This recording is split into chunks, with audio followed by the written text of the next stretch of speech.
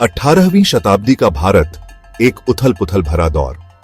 मराठा साम्राज्य उत्तरी भारत तक अपना प्रभाव बढ़ा चुका है, लेकिन अफगान आक्रमणकारी अहमद शाह अब्दाली की नजर हिंदुस्तान की सत्ता पर है।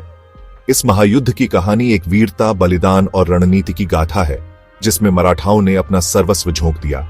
हम दिल्ली की रक्षा करेंगे, हिंदुस्तान पर कोई आक्रमण नहीं होने देंगे।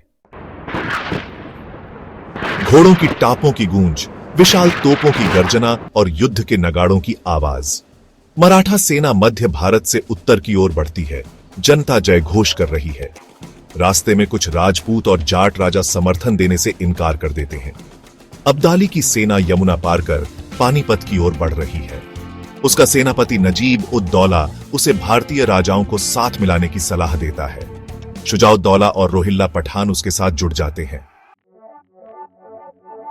मराठा सेना पानीपत में एक विशाल शिविर बनाती है। भोजन और रसद की समस्या, ठंड का मौसम और आपूर्ति की कठिनाइयां दिखती हैं।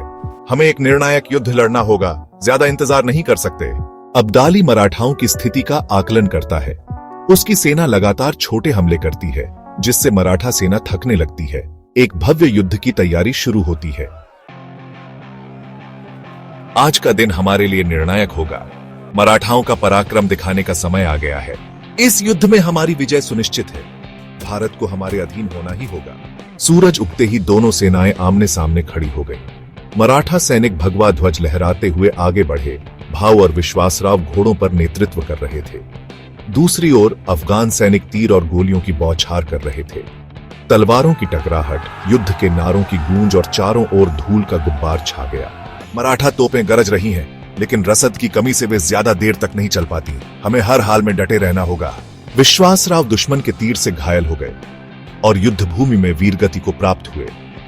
सदाशिवराव भाऊ अपनी अंतिम लड़ाई लड़ने लगे। उनका सेनापति इब्राहिम खान गार्दी आखिरी दम तक अफगानों से लड़ता रहा। धीरे धीरे मराठा सेना चारों तरफ से घिर गई। शाम होते ही मैदान में केवल लाशें और घायल सैनिकों की चीखें बची थीं। अब्दाली की सेना विजयी हुई, लेकिन उसे भी भारी नुकसान हुआ था। हमने युद्ध जीत लिया, लेकिन भारत हमारे लिए कब्रगाह बन गया है। पेशवा नाना साहेब को पुणे में यह दुखद समाचार मिला और वे गहरे शोक में डूब गए। यह हमारी सबसे बड़ी हार है, लेकिन हम फिर से उठेंगे। लेकिन कुछ सालों बाद माधवराव पेशवा ने मराठा शक्ति को पुनः संगठित किया।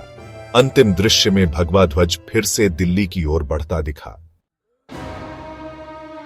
यह केवल एक युद्ध नहीं था, यह स्वाभिमान, बलिदान और वीरता की गाथा थी। मराठा हारे नहीं, वे फिर से उठे और भारत की शान बने। बैकग्राउंड में सूर्यास्त हो रहा है और भगवा ध्वज फिर से लहराने लगा।